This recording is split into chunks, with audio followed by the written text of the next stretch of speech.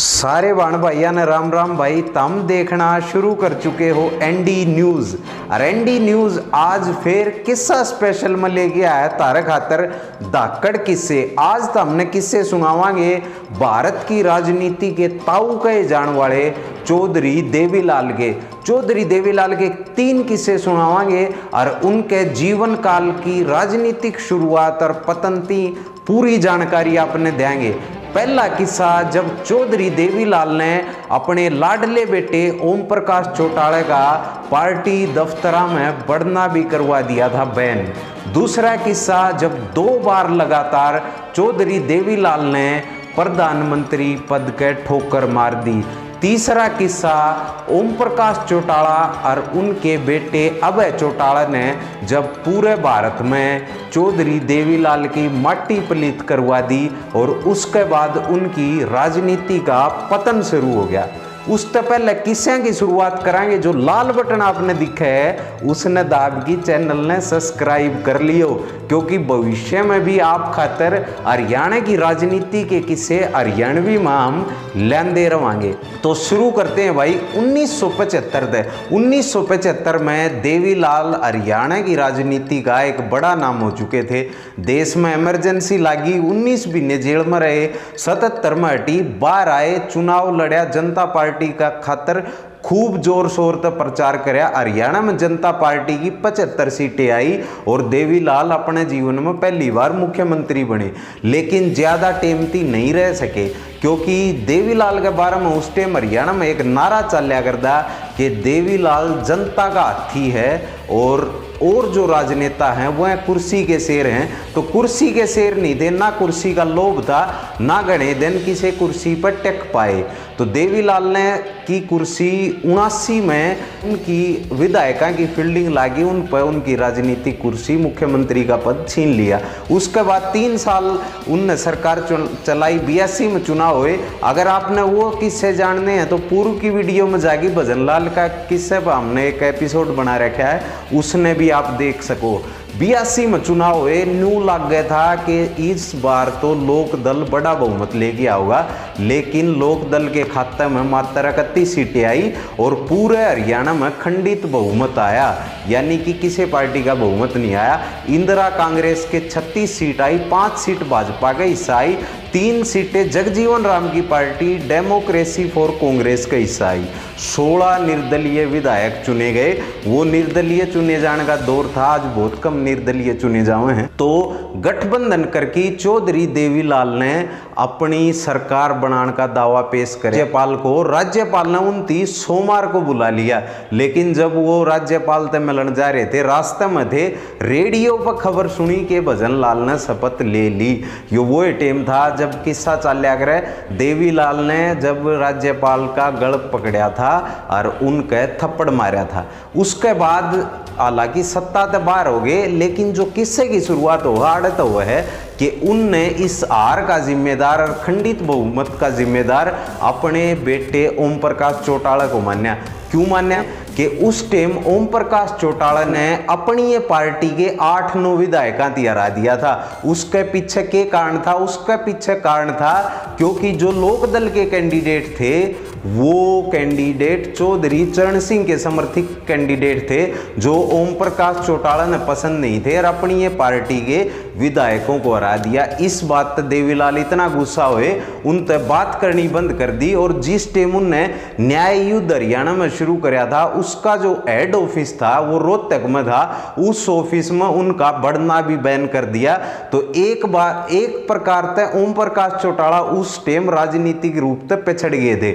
उस टाइम उसके बाद 87 में फिर से हरियाणा में चुनाव हुए और लोक दल बहुत बड़ी पार्टी बन के उभरी।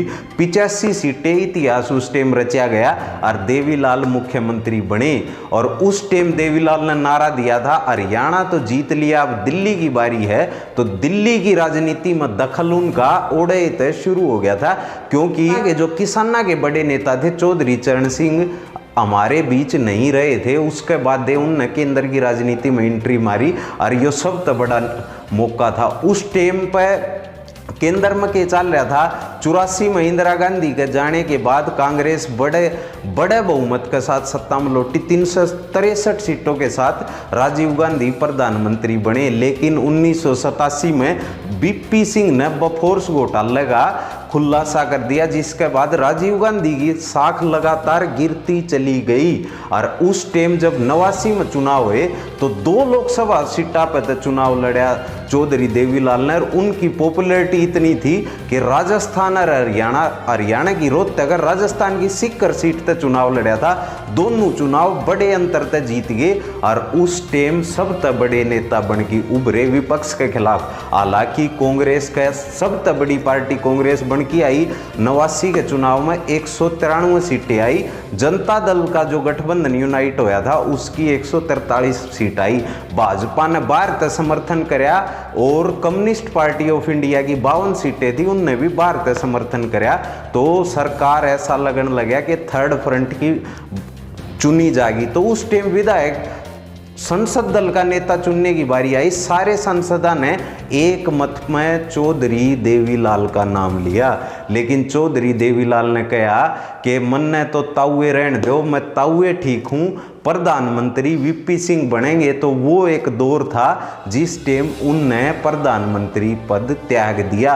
हालांकि यह भी कहा जाए कि वीपी सिंह ने पहले स्कीम लगा रखी थी कि देवीलाल पे खुद का नाम कुआना है, पहले देवीलाल का नाम सब ने मिलकर लेना है। उसके बाद दूसरा मौका जब आया, जब देवीलाल थी हटा दिया वीपी सिंह ने अपने मंत्रिमंडल को। यह राजनीति है कि देखो, जिस व्यक्ति ने वीपी सिंह को प्रधानमंत्री बनाया उससे थी वीपी सिंह ने कैबिनेट मंत्रालय तक हटा दिया, अपने कैबिनेट तक हटा दिया और उप प्रधानमंत्री पद तक हटा दिया। तो उस टाइम जो अनबन चल रही थी केंद्र में, वो चंद्रशेखर और वीपी सिंह के बीच लगातार ऐसा माहौल बन रहा था।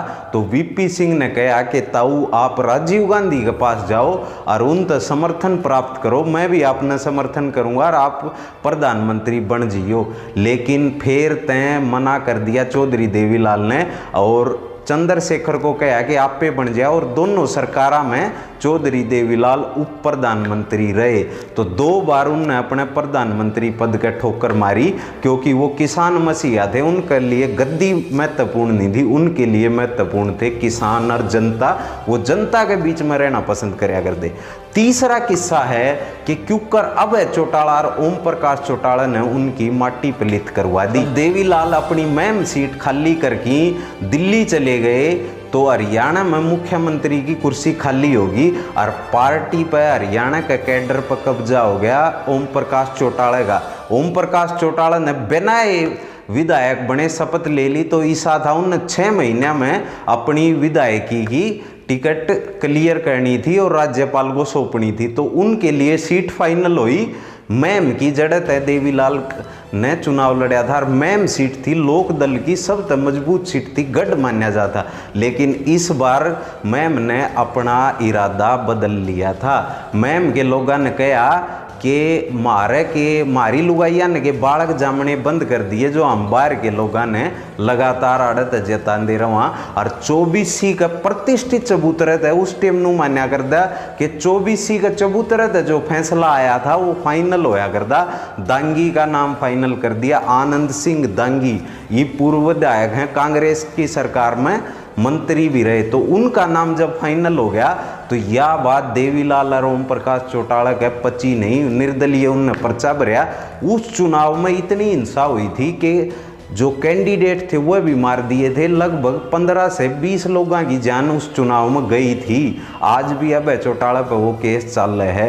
क्या था पूरा मामला ये समझ लो। पहले उपचुनाव की जब घोषणा हुई तो देवीलाल ने पूरी जान झोंक दी इन लोगों का कैडर ने, लेकिन मैम 24C ने फैसला कर लिया था ईब कह ओम प्रकाश चौटाला जिताना नहीं है। तो उनने एक गांव में अपनी पूरी टीम बना दी मैम 24C के जो लोग थे। और देवीलाल की उस टाइम केंद्र में भी सरकार थी और ओम प्रकाश चौटाला तो राज्य में मुख्यमंत्री थे ही। और उस टाइम का बड़ा ही फेमस कांड होया था जो दरिंदगी हुई थी मैम चौबीसी के खरक जाटान और बैसी गांव में पहले चुनाव हुए। उसके बाद जो चुनाव सुपरवाइजर था 8 बूथों पर चुनाव रद्द कर दिए और फिर तक चुनाव कराए गए। उस टाइम अब है अपने लोगों के साथ वहां पहुंच गया और पुलिस के साथ मिलकर लोगों पर गोली चला दी, जिस न बैसी कांड के नाम पर जाना जा है। तो बैसी कांड में 8 लोग मारे गए। उसके विपरीत जो मैम चौबीसी के लोग थे उनने अभय चौटाला स्कूल में घेर लिया, सारे लोग इकट्ठे हो गए।